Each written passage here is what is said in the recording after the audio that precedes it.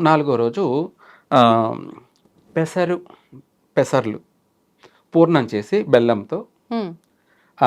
విగ్రహాలకి అభిషేకం చేయడం. ఆ!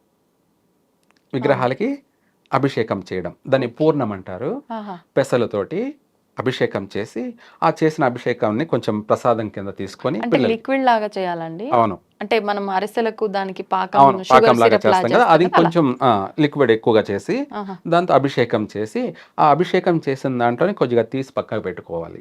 హుహుహు. అభిషేకం చేసిన దాన్ని ప్రసాదాన్ని కింద పారేయకుండా ఓకే. కొంచెం తీసి పెట్టుకోవాలి.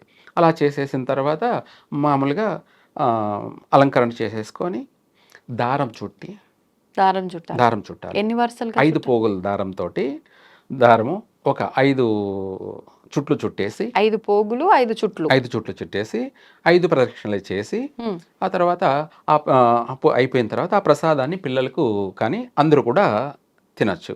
ఇలా చేసినట్టయితే వాళ్ళకు మంచి విద్య, మంచి వాక్కు శుద్ధి, మాట తడబాటు కానీ, హ్మ్. లేదంటే మాట బొంగురు పోవడం, ఆ! ఆ! నత్తి ఇలాంటివి అవునవును. ఉన్నటువంటి వాళ్ళకి అవును.